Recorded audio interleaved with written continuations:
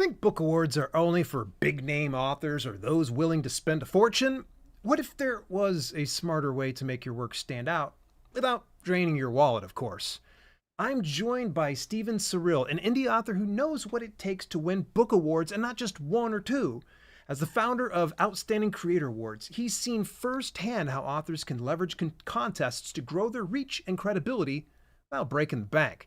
Today, we're diving into the biggest do's and don'ts of award submissions, what judges really care about, and how to make sure your book gets noticed for the right reasons. Without any further ado, it's my pleasure to introduce longtime supporter, good friend of mine, Steven Seril. How you doing, buddy? Hey Dale, it's so exciting and it's nice to be here. I've been really hyped for this interview and I've been looking forward to, I've been following you for what, like 5 years or 6 years or something, It's been a since minute. before the pandemic. Yeah, it's been a minute for sure. Gosh, yeah, you and I have been following each other for a long time and such. And I've actually entered quite a few of my books into the Outstanding Creator Awards, and won a few. Um, and hopefully we can be able to learn just a little bit more about everything. But before we do get into that, I want to, of course, address any of the folks that are watching us on YouTube right now. If you're listening to this on the audio podcast, please disregard. But if you have any kind of questions, concerns, and comments, please go ahead and load them up for us, and we will do our best to answer those. Most likely, once we're done with the interview, though, I'm going to cut Steven loose because we got to jump right into the self-publishing news. So, Steven, I've got a battery of questions we're going to go ahead and tackle. So, are you ready? Right, yep, let's do it. Let's start out with the very basics here.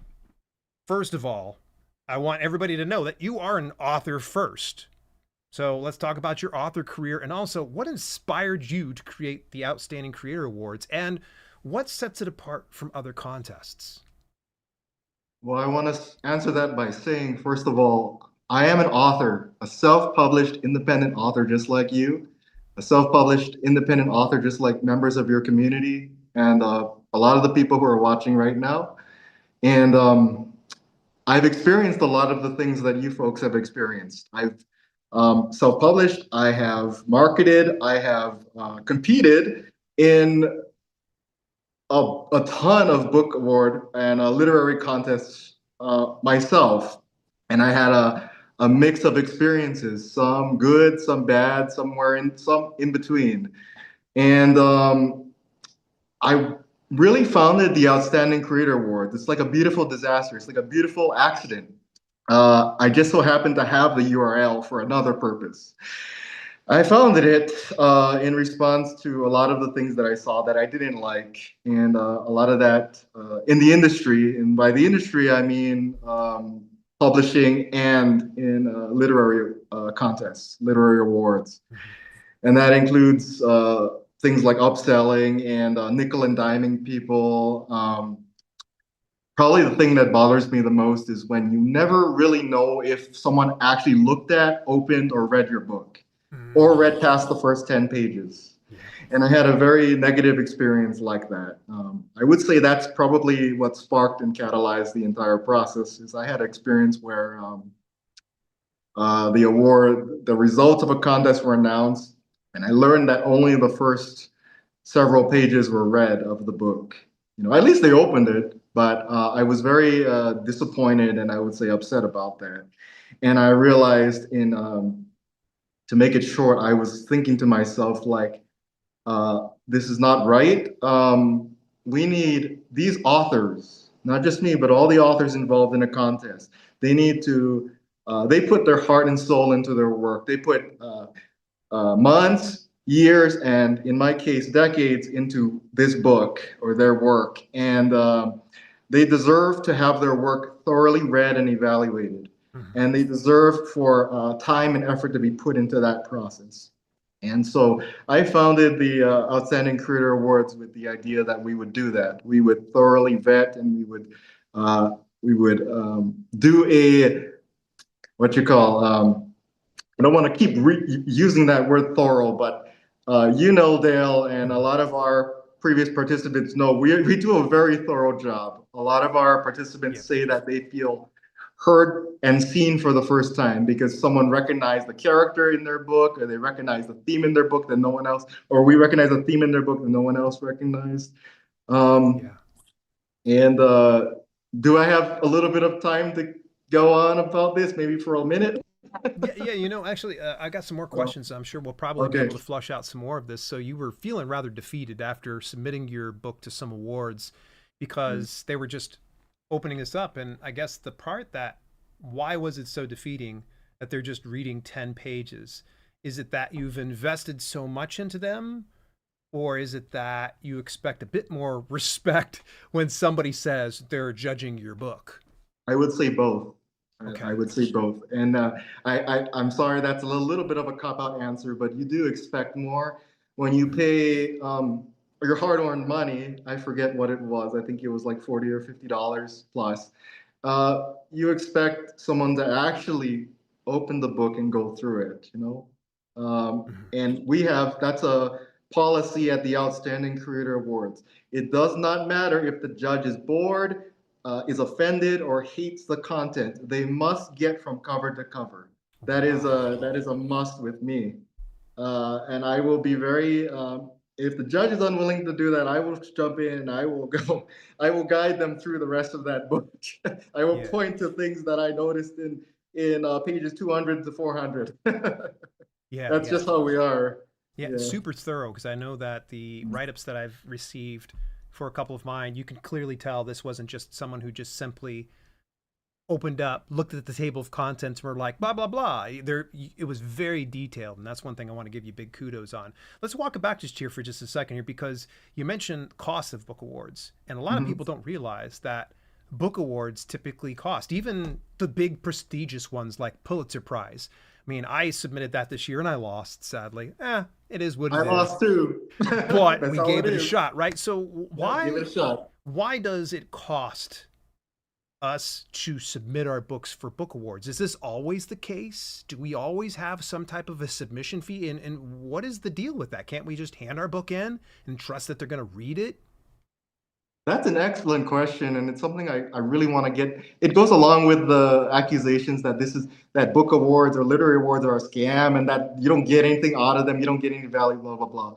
Mm-hmm. And then why should they give us money? You know, Yeah. first of all, I want to say running the Outstanding Creator Awards or running any literary contest is expensive. I could not even begin. We did, my wife and I did our taxes, and we went through our expenses, and we spent a lot to make this a great contest. In our private discussion, you talked about the term or the phrase keeping the lights on. We need to keep the lights on. Yeah, no doubt. All of this stuff costs something. Web hosting costs something. And paying the judges costs something. They Mm-hmm. only make about, let's say, one third. So it's about 23 or $24, less than $24 for 3 to 12 hours of reading a book at times. Wow. And so a lot goes into it. And it's Mm-hmm. not just reading the book. We read the book. This is 3 to 12 hours work now of thought. Mm-hmm. Then we look at our notes. We deliberate over our notes. We combine them into a coherent, sometimes a little rambling review. And this is a 2 3 hour process. Then we have to get the graphics together. Then we have to get it online and share it. Dale, you're gonna laugh because you just made a video Mm-hmm. about not spamming Facebook groups. Then we need to share it to about 20 Facebook groups as a favor. He's honest, at least. He's honest. And then And then at the end, maybe 3 months later, at the end of the contest, we then have to deliberate about every single book in that super category. And this is an hours long process. So what I'm trying to get at is when you pay, you're not just paying for nothing. You're not just paying for your book to come to us and lay in a hard drive somewhere or in a storage somewhere. It's being looked at, and a lot of effort and thought is being put into it. And this costs time, energy, and money. I Yeah. cannot emphasize that enough. So much time, energy, and money. And another thing about that, really quickly, a lot of people say, why should I pay for book awards? I already talked about the costs that we undergo. But just think about it like any competition or like any sport or any major recreational activity. Um, when Mm, you are a runner, you pay to be in a 5K. You pay an true. entry fee to be in a marathon. When you're a strength athlete like me, a power lifter, you pay to be in a powerlifting meet. And this is because they have to pay the spotters, they have to pay for the t-shirts, they have to pay for the location, to rent the location, etc. There are costs involved, and also, it's just food for thought. A lot of people don't realize like we have expenses too. Unfortunately, if we So could do true. it for free. It's not like you can start doing a charity here at this point. Yeah, sure, I'll read your book and put all these things into it. And oh, by the way, anybody that's listening to this on the audio podcast version can't appreciate what you have in your background right now. And in your background, you've got, of course, some of the medals, which I've got a few of those hanging out. One of them is inside my background too. But there's also championship titles, like wrestling championship titles, like that type of thing, and also trophies. Like there are a lot of awards. I've won over 44 now, and which, by the way, thank you. You're the 44th one.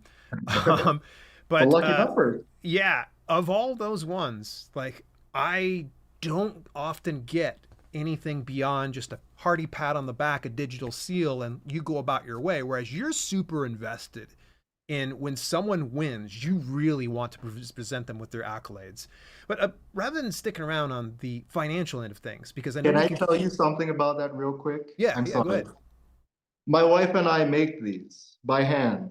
We All we of the put awards. together we put Oh together my the gosh. ribbon, the symbol, the logo, the medal, everything by hand from individual parts. Yeah. The trophy is a little different because some of it comes together already, Prefabricated. Yeah. but we put that together and the logo and everything and some of the design on ourselves and the trophy too.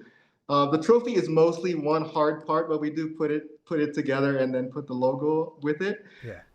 That's the kind of thought and effort we put into the Outstanding Creator Awards. Also, really quickly, this one is gonna go to Deion Sanders, who won our 2024. Sorry, your audio audience can't probably doesn't know the It's pointing to circular the one. title. Yeah. The circle one, the oval shaped one, is gonna go to Deion Sanders, who won our 2024 last contest of 2024, Yeah. and he finally responded to us. The diamond shaped one is gonna go to a children's book author named Christian Kung, who is a doctor in he has a doctorate in education. Mhm. He has competed in 4 or 5 contests, and this is his first time winning a ultimate championship from us. So he tried, like you, many times. He finally got our grand prize. So we're probably going to give that out to these great individuals. Yeah. Yeah, that's one of those things I said to you was like, don't you ever just give me a title. Don't you just give me a title. I'm going to earn my way. Let's keep moving forward because I know we've talked a little bit about the expenses and everything that's involved. Now, in your experience, how do awards actually help authors build credibility and grow their audience? Well, I walk the talk. I use my awards. I'm an award-winning author, and it's an important part of my brand. And I Yeah, pay for Book Award Pro, by the way. And I believe in Book Award Pro. I I second that. am, I'm in the game. I'm one of you. I'm one of you indie authors, one of you self-published authors, one of you out there who wants to get their book, wants to leverage the success of my book to get maybe a cartoon or a movie deal or a comic or make a comic book out of it or make a toy brand, which is something we actually started. In fact, you have one of my characters in your background, Azure, that you won in a previous contest, True. an unrelated to Outstanding Creator Awards. And we want to make a lot of those. This is my book. You can see I have the seals from other contests that Mhm. I've won because it's important to me and it's important to my book and my author brand. Mhm. It's on my description, my description of my book. It's on the my description on all of my social media profiles. Mhm. Um, it's on my A plus content, which you can also do when you win awards. You can add your seals and your awards to your A plus content on Amazon. Yeah. There is so much you can do.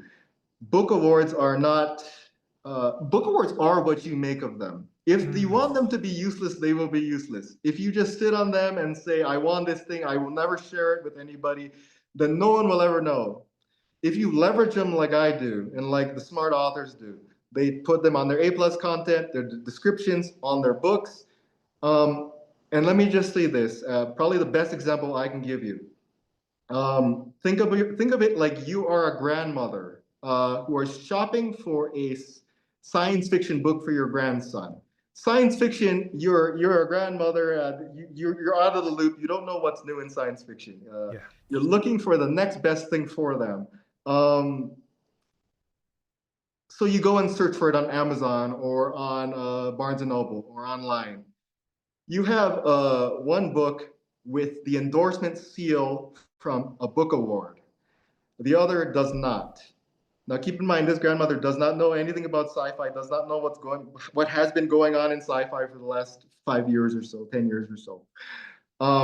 Which would they choose? The one with the Book Award seal or the one without? Mm. There's a peace of mind that comes from choosing something that's already been vetted, something that's already been endorsed.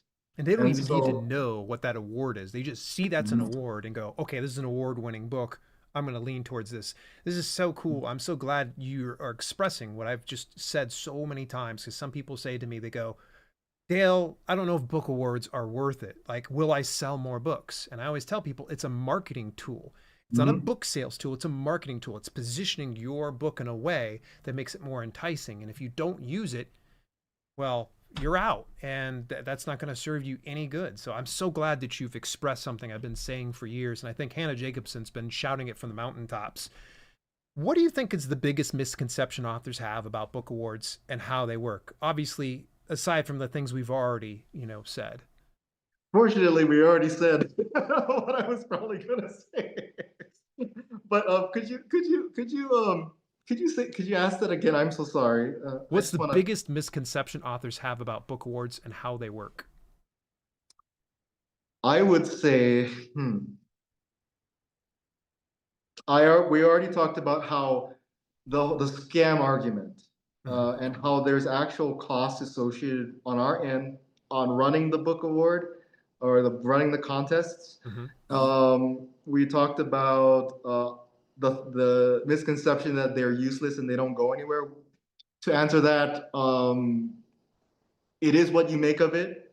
You can leverage those awards to market yourself and to market your books and to climb the ladder, so to speak, and to stay in the game. I like to say, so to speak. Yeah. You make of that what you will. You get those book awards and you use them.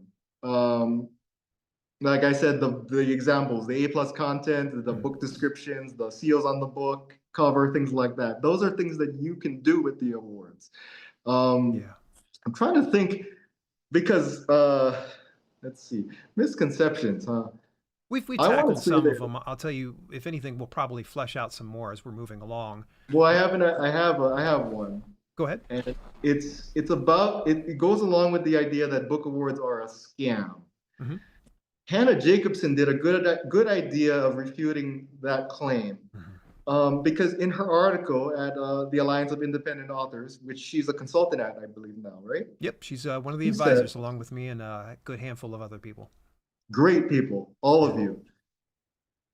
She said that a scam is when you, and I'm paraphrasing, I don't remember the exact thing. She Yeah. says something along the lines of a scam is when you pay for something and you don't get it. And Yeah. that's actually a great description because we definitely give you something. We give you our time, we give you our energy, we give you our effort. We pay to have your files stored and to be reviewed by people, and we pay for those Yep. in a lot more ways than one.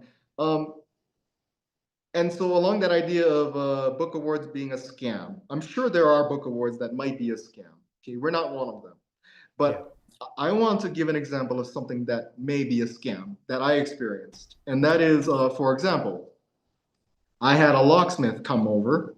They broke my lock, they drilled it, they destroyed my lock, then tried to upsell me three times what they estimated me to not only repair the lock they just destroyed, but to replace it. Oh. That is a scam. When somebody takes from you, holds it hostage, and then says you have to pay me to get it back, that is a scam.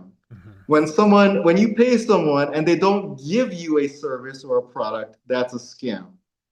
What most book awards, including us, do is not a scam. We actually get your book, we process your book, we go through your book, like I said, this whole jam, this whole jazz, and we give you a service. And in some cases, we give you something in terms of prizes. Yeah. Um, really quickly, speaking of giving, when you enter our contest, we don't immediately take your money. We don't immediately charge you. I don't know if everyone has noticed this, but this is part of our culture at the Outstanding Creator Awards. It's something that I was adamant about. There is no way to pay immediately when you enter. What needs to happen when you enter our contest, at least for the immediate future, for the near future, is you will receive a greeting email from me personally, and you will receive a digital certificate confirming your entry and a digital seal confirming your entry. Mhm. This is part of our culture of giving before taking. We won't just take your money, we won't just take from you. We will give you something first, and that's acknowledgement. You know. That's really cool. You guys do go above and beyond. I'll say that. And it's really kind of cool to see this. We're starting to run a little short on time, so what I want to do is let's rapid fire a couple of questions here. So let's start out with dues. What are some important dues for authors when they're submitting their book for a book award?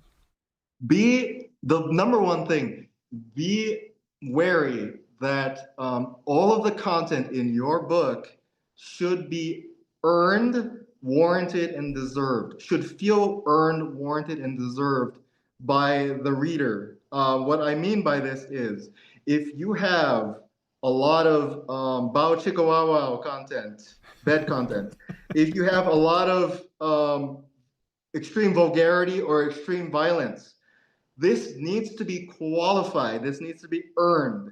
You cannot just put it at the beginning of the book for shock value. You cannot just put it rapid fire machine gun fashion, one after the other, bow, bow, bow, chicka, wow, wow, scene. Keep in mind, and this is my best advice, because you will lose probably a whole point, and go from an A plus or an A to a B minus or a B just by ignoring this advice. Yeah. um, have your characters, and this goes for, believe it or not, this goes for fiction and nonfiction and children's books to an extent. Have the content in your book be earned, meaning if your main characters are going at it over and over and over again, like rabbits on a trampoline, have that mean something. Give it a story. Mhm. By giving that a story, and this includes violence and profanity, give that a story. There's a reason in the society these characters live in. There's a Yes. reason, maybe they have gaps. The characters have things, holes in their heart that they need to fill, whatever. If you give those characters and those plot lines a story and an explanation that makes sense to the reader, it's like the SEC conference in football. It just means more. Yeah. Give them a story, it means more. So Give you're them an talking a lot explanation, it about means more. craft here, is making sure Yeah. you've got the best possible book, that there is. We are kind of running a little short on time. I mean, Okay. rapid fire here, Steven. So what Okay. are some don'ts? Rapid fire them here for me. Don't enter the this is more of a do. Enter the first in series, not a sequel. Enter the first in series first. And the reason why is because your judge is not going to know if put yourself in their shoes. They're looking at book 6 in your series. They don't know what happened before. There's no explanation. There's no context. It might be the best written, it might be the most exciting, but we don't know what's going on because we didn't read books 1 through 5. So enter the first in your series first and let the judge know. I want the judge, or let the organizer know. I want the same judge to look at each book in my series. And I will enter them in chronological order. Next, do not illustrate your own book unless you are Don Bluth, or who is a winner, or Melissa Cull. That's a big don't. unless you have formal training for more than a year, please do not illustrate your own book. Oh, and this is a big one for me, really quickly, or a big one for our judges. Please make your work accessible. Do not encrypt it. Do not use weird Unicode fonts. Do not use cursive or over italics, everything. Oh my gosh. I have dyscalculia. Another judge has dyslexia. Another judge, their sight is not that great anymore. It is so hard to read when the font is insane and there's italics and all that jazz. Just please keep it simple. Keep it Use simple. indentations. Very simple. Write a sentence. End it with a punctuation mark. Oh It no. doesn't, you Oh, don't need to make if yeah. Steven is saying you have to add punctuation, that means that someone has sent a manuscript in without punctuation. Oh my gosh, that's I feel for you, man, and I feel for you judges and such. We're starting to kind of get towards the end of things. A couple questions here. First of all, when is your next contest running, and how can people get more information about it? The deadline for our next contest, the 2025 summer contest, is on June 5th. Now, to be perfectly honest, this is a soft deadline, and we usually allow entries for about a week after that. But stay on top of it Yeah, for sure. because there might be a come point where we might have to relegate your entry to the next contest, the contest afterwards. So June 5th, the summer 2025 contest. Typically, summer contests include a few celebrities. Not That's not guaranteed to be the case this time, but last year we had three huge ones. Yeah, yeah, I did catch that. Where can they find that information? They can go to outstandingcreator.com and they can submit their work at they submit their books on using the golden entry form. Yeah. Okay, as we start to wrap up, I thought I would ask a lightning round questions, but we're running a little short on time. So I'm going to get a couple of the audience questions here. And ST Houston asks, what's your top piece of advice for making awards a smart part of an indie author's long-term strategy? Put it everywhere. Let everyone know. Be like Muhammad Ali.